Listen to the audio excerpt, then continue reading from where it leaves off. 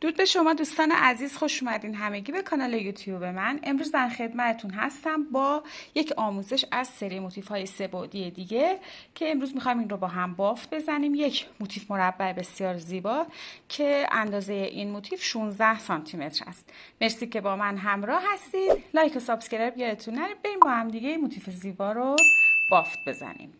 برای شروع بافتمون یه گره میزنیم سر قلابمون و 3 زنجیره، 1 2 3 زنجیره میزنیم، بست میزنیم روی اولین زنجیره و یک حلقه اینجا تشکیل میدیم.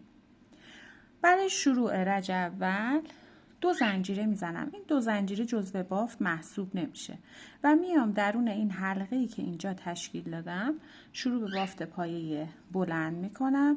1 2 3. درون این حلقه ای که حالا اینجا دارم 16 تا پایه بلند می بافم. به این صورت 16 تا پایه بلندم رو که بافتم، ببینید این 2 تا زنجیره شروع رج هست، به این کار ندارم، میام روی اولین پایه بلندی که برای در واقع بافتیم یک پایه بست میزنم و رج رو به انتها میرسونم. برای شروع رج دوم با همین رنگ ادامه میدم، یک زنجیره میزنم، همینجا یک پایه کوتاه میبافم، 2 زنجیره روی پایه بعد، یک پایه بلند، 2 زنجیره، پایه بعد یک پایه کوتاه، 2 زنجیره و الگو تکرار میشه. پایه بعد یک پایه بلند، 2 زنجیره، پایه بعد یک پایه کوتاه، 2 زنجیره و به همین صورت الگو رو دور تا دور کارمون تکرارش میکنیم به این شکل. به این صورت رج رو که به اتمام رسوندم، آخرین پایه رو یک پایه بلند بافتم، 2 زنجیره، بست میزنم روی اولین پایه کوتاه هم یک زنجیره میزنم، نخم رو کاتش میکنم. به این صورت در پایان رج دوم من 8 تا پایه کوتاه دارم و 8 تا پایه بلند. برای شروع رج سوم با رنگ سفید بافتمون رو شروع میکنیم. ببینید یکی از این پایه کوتاه ها رو در نظر داشته باشید، میایم روی پایه بلند زیرش، این پایه کوتاه رج دوم روی پایه بلند رج اول قلاب رو وارد میکنیم، به پشت میبریم، به صورت برجسته از پشت یک پایه کوتاه میبافیم، یک زنجیره میزنم. حالا بافت بعدی روی پایه بلند رج دوم هست که بافت میزنم. میخوام یک پایه پفی ببافم به صورت برجسته از پشت، به این صورت که دور این پایه بلندم رو به این صورت میگیرم، میتونم اینجوری نگهش دارم که راحت تر بافت بزنم. نخ میگیرم، 1 2 3 و 4. با 4 بار نخ گرفتن یک پایه پفی میبافم، یک زنجیره اون رو میبندم، یک زنجیره هم میزنم برای فاصله. ببینید به این صورت میشه و بافت رو ادامه میدم. پایه کوتاه بعدی پایه بلند زیرش رو به صورت برجسته از پشت دوباره وارد میشم، یک پایه کوتاه برجسته از پشت میبافم، یک زنجیره برای فاصله میزنم. تکرار میکنم بافت رو. روی پای بلند بعدی دورش رو میگیرم به این صورت، به صورت برجسته از پشت. من به این شکل میگم که راحت تر بافت بزنم.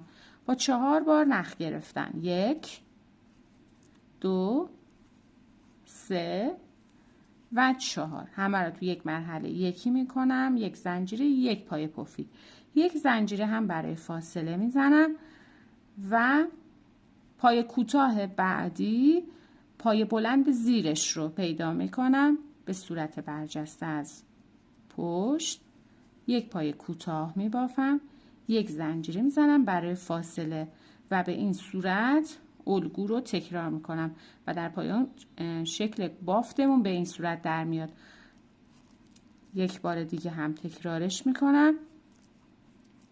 پایه بلند بعدی به صورت برجسته از پشت، 1 2 3 4 بار نخ میگیرم، یک پفی، یک زنجیره میبندم، یک زنجیره برای فاصله پای کوتاه بعدی، پای بلند زیرش رو در نظر میگیرم، یک پایه کوتاه برجسته از پشت، یک زنجیره و الگو رو به این صورت روی پایه هام تکرارش میکنم. به این صورت رج رو که به انتها رسوندیم میایم بست میزنیم روی اولین پایه کوتاهی که به صورت برجسته از پشت بافته بودیم. یک بست، یک زنجیره و نخم رو اینجا قطعش میکنم به این شکل. برای شروع رج چهارم با رنگ کرم میام بافت رو ادامه میدم. دوباره بافتم رو از روی پایه کوتاهی که پشت بافت داشتیم شروع میکنیم.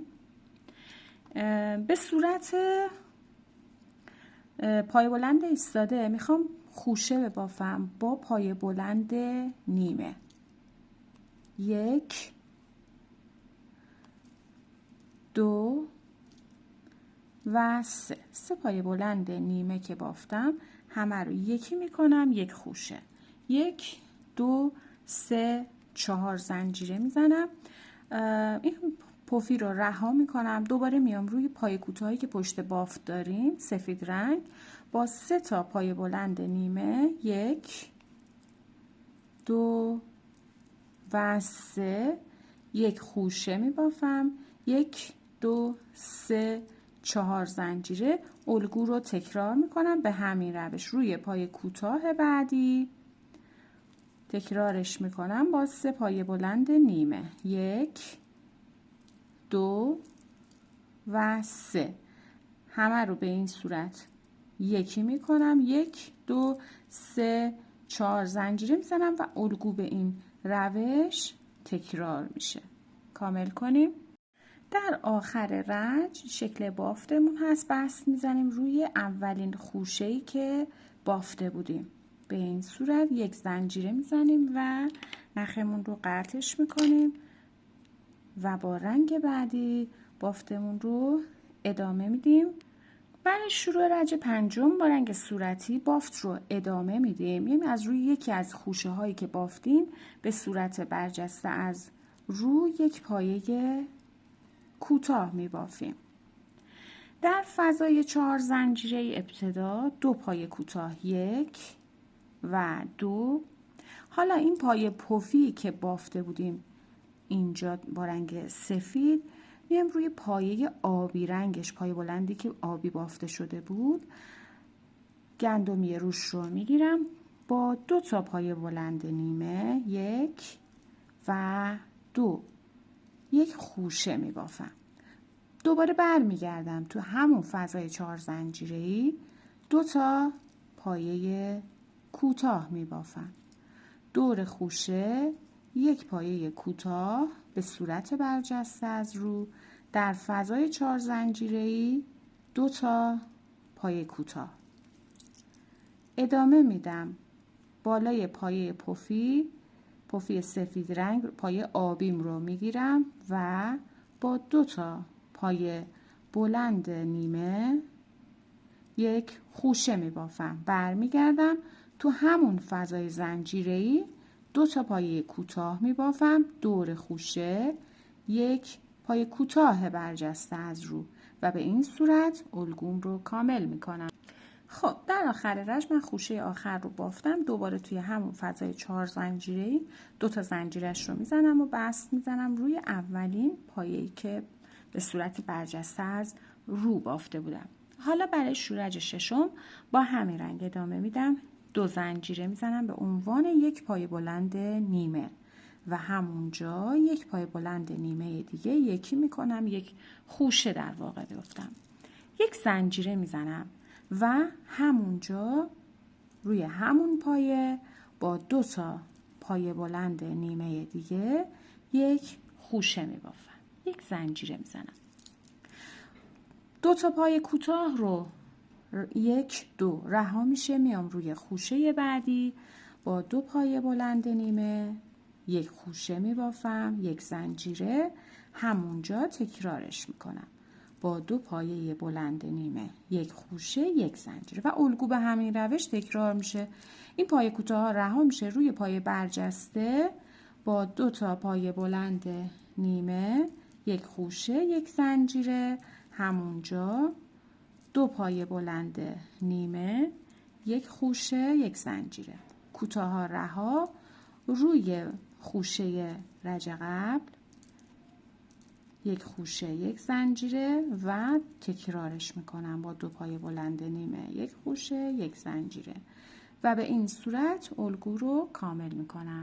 در آخر رج میایم بست میزنیم روی خوشه اول که 2 تا زنجیره، 1 پایه بلند بود. روی اون پایه بلند اول 1 بست میزنیم، 1 زنجیره، نخمون رو کاتش میکنیم. برای شروع رج بعدی بافتمون رو شروع میکنیم روی یکی از این دسته ها، زیرش هم خوشه بوده. خب بافت رو شروع میکنیم از فضای تک زنجیری بین 2 تا دسته، بین 2 تا خوشه میخوام 1 پایه کوتاه میبافم. دور خوشه 1 کوتاه برجسته از رو، در فضای بین دسته 2 تا کوتاه. دور خوشه بعد 1 پایه کوتاه برجسته از رو، در فضای تک زنجیره بین 2 خوشه 1 پایه کوتاه. دور خوشه بعدی 1 کوتاه برجسته از رو، در فضای تک زنجیره بین 2 دسته 2 پایه کوتاه و الگو رو دور تا دور تکرار میکنیم. فقط باید حواسمون باشه که در فضای تک زنجیره بین 2 تا دسته ها 2 تا پایه کوتاه بافته میشه. دور خوشه ها هر کدوم 1 پایه کوتاه، در فضای زنجیره‌ای بین 2 خوشه 1 کوتاه. دور خوشه 1 کوتاه برجسته از رو و به همین روش الگومون رو تکرارش میکنیم. 1 کوتاه، 1 پایه کوتاه برجسته از رو، در فضای بین 2 تا دسته 2 پایه کوتاه و به این صورت الگومون رو کامل میکنیم.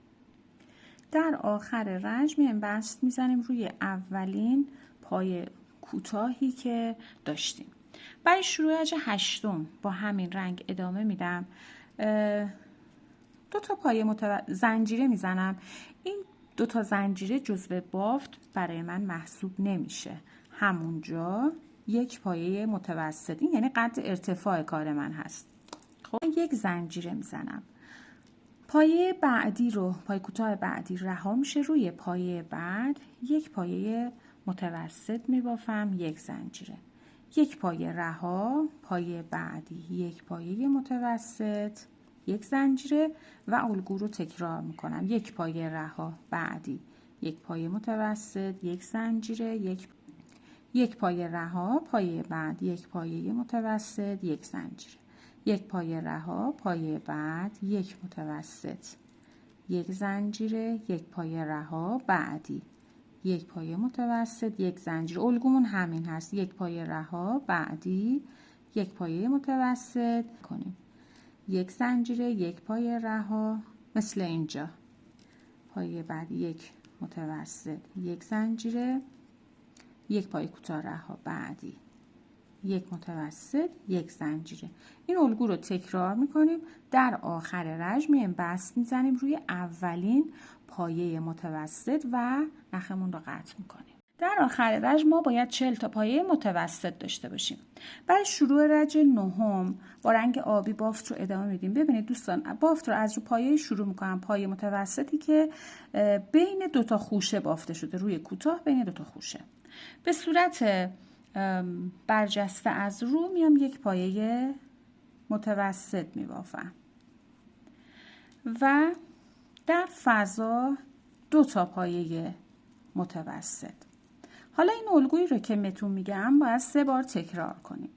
روی پایه بعد 1 پایه متوسط، در فضا روی پایه 1 متوسط برجسته از رو، در فضا 1 پایه متوسط، 1 روی پایه 1 متوسط برجسته از رو، در فضا 1 پایه متوسط که شد 2 تا پایه بعدی یک متوسط برجسته از رو در فضا یک متوسط. ببینید 1 2 3 تا پایه متوسط ساده تک تو فضاها بافتم.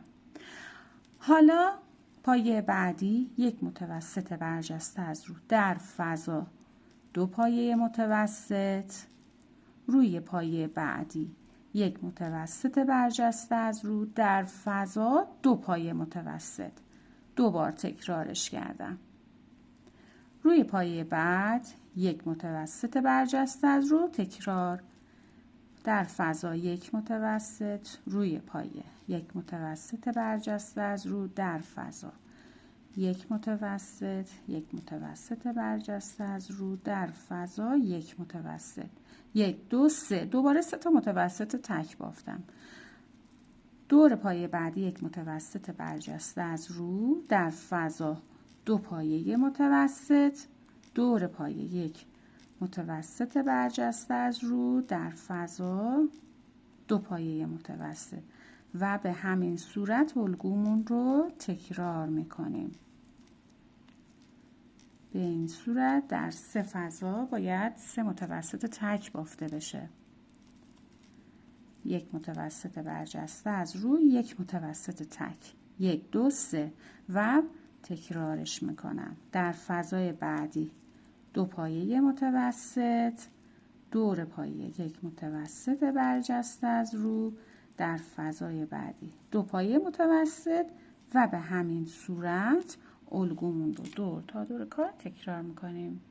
در آخر رنج در فضای آخر 2 تا پایه متوسط یک جا می بافیم و بست میزنیم روی اولین پایه متوسطی که به صورت برجسته از رو بافته بودیم و به این صورت نخ رو قطع میکنیم و رنج رو به پایان رسوندیم. به این شکل. برای شروع رنج دهم با رنگ کرم بافتمون رو شروع میکنیم. از روی یکی از پایه های برجسته‌ای که بافتیم نخمون رو وصل میکنیم. یک کوتاه برجسته از رو میبافیم. در این رنج روی همه پایه هامون یک پایه کوتاه برجسته از رو میبافیم. به این صورت. من رنگی رو انتخاب کردم دوستان. این رنگ میشه رنگ زمینه بافتمون. به این صورت اون رو کامل میکنیم تا پایان رنجمون. یک پایه کوتاه به صورت برجسته از رو روی دور همه پایه هامون. در آخر رنج میایم بست میزنیم روی اولین پایه که بافته بودیم. برای شروع رنج 11 هم با همین رنگ ادامه میدیم. میخوایم موتیفمون رو تبدیل به مربع کنیم و یک زنجیره میزنم. 8 تا پایه کوتاه میبافم. از روی همین پایه شروع میکنم. 1 2 3 4 5 6 7 و 8. یک زنجیره میزنم. در ادامه 2 پایه رها میشه. روی پایه بعدی با 2 تا پایه بلند نیمه یک خوشه میبافم. یک زنجیره میزنم. یک زنجیره میزنم. یک پایه رو رها میکنم. پایه بعدی با 2 تا پایه بلند نیمه یک خوشه یک زنجیره 2 بار دیگه توی همین فضا تکرارش میکنم. 2 پایه بلند نیمه یک خوشه یک زنجیره یک بار دیگه تکرار. 2 پایه بلند نیمه و یک خوشه یک زنجیره. به این صورت و در ادامه بافتم یک پایه رها میشه. روی پایه بعدی با 2 تا پایه بلند نیمه یک خوشه میبافم.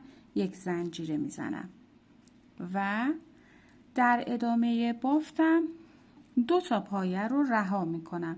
1 2 پایه رها. از پایه بعدی 16 تا کوتاه میبافم. 1 2 3 4 5 6 7 8 9 10 11 12 13 14 15 و 16. به این صورت یک زنجیره میزنم در ادامه بافتم. 2 پایه رو میام رها میکنم. 1 2 رها، پایه بعدی عذر میخوام 2 پایه رها، پایه بعدی با 2 تا پایه بلند نیمه یک خوشه میبافم. یک زنجیره میزنم. 1 پایه رها، گوشه دوم بافتمون رو داریم میبافیم. با 2 پایه بلند نیمه یک خوشه میبافم. یک زنجیره. توی این قسمت باید 3 بار تکرار بشه در کل. 2 پایه بلند نیمه یک خوشه یک زنجیره. همونجا 2 پایه بلند نیمه یک خوشه یک زنجیره.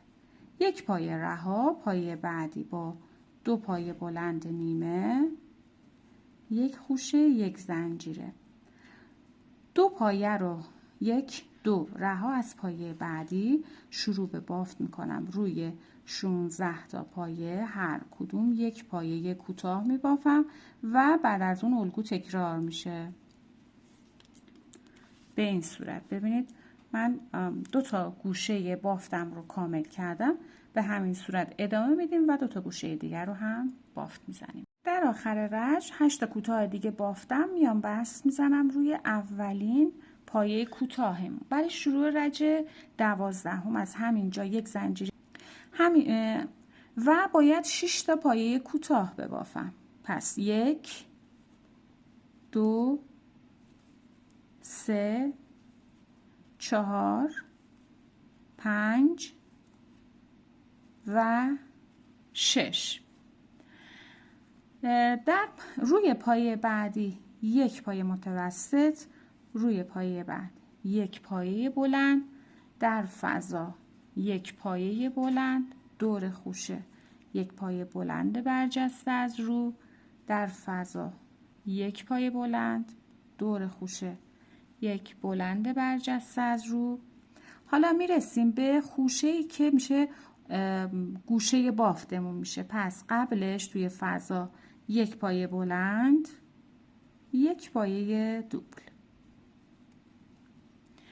دور خوشه بعدی که گفتم گوشه بافتمون هست ابتدا یک پایه دوبل میبافم، یک زنجیره میزنم، دوباره دور همون خوشه یک پایه دوبل دیگه و در فضای بعدی ابتدا یک پایه دوبل، همونجا یک پایه بلند، دور خوشه یک پایه بلند برجسته از رو، در فضا یک پایه بلند، دور خوشه یک پایه بلند برجسته از رو، در فضا یک پایه بلند.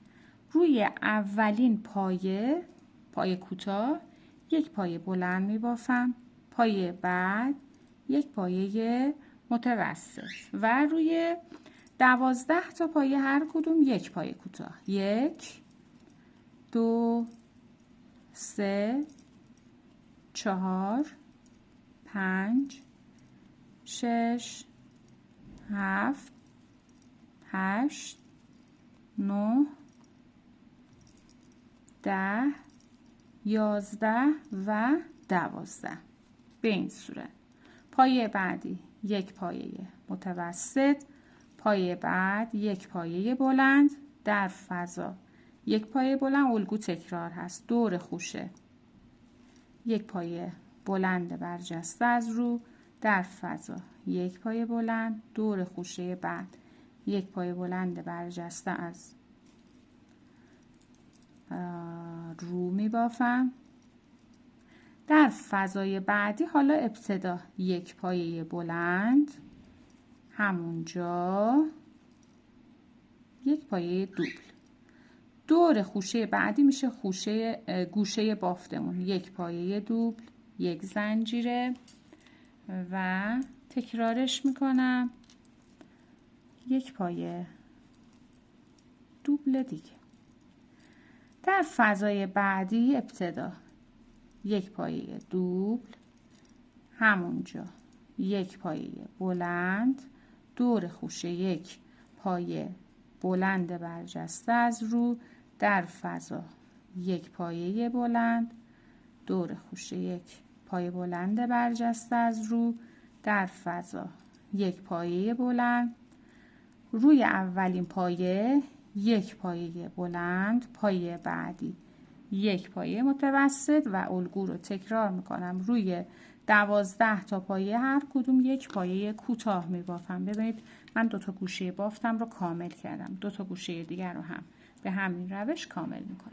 خب دوستان، گوشه آخر رو که بافتم 6 تا پایه کوتاه هم بافتم و میام در آخر بست میزنم روی اولین پایه کوتاهی که بافتیم. برای شروع رج 13 و رج پایانی یک زنجیره میزنم، همینجا یک پایه کوتاه میبافم و تکرارش میکنم. روی در این رج روی همه پایه هامون یک پایه کوتاه میبافیم تا برسیم به گوشه بافتمون به این صورت و اون رو ادامه میدیم. دوستان ممنون میشم که ویدیو رو لایک کنید و کانال رو هم سابسکرایب داشته باشید. لینک بقیه موتیف ها رو هم براتون میذارم که تو این سبک بافته شده که اگه دوست داشتید اونها رو هم ببینید و بافت بزنید. موتیف های بسیار زیبا، البته جدیدی هستن. به فضای زنجیره گوشه که رسیدم یک پایه کوتاه میزنم، یک زنجیره همونجا یک پایه کوتاه و از روی پایه بعدی شروع به بافت میکنم. روی هر کدوم از پایه ها یک پایه کوتاه میبافم به این صورت. این شکل گوشه بافتمون هست که توی 4 قسمت گوشه این الگو تکرار میشه و به همین صورت الگو رو دور تا دور کارمون تکرارش میکنیم. خب این هم از پایان آموزش موتیف بسیار زیبای دیگه‌مون. امیدوارم که از این آموزش هم لذت کافی رو برده باشید. تا یه روز دیگه با یه آموزش دیگه. خدا نگهدارتون.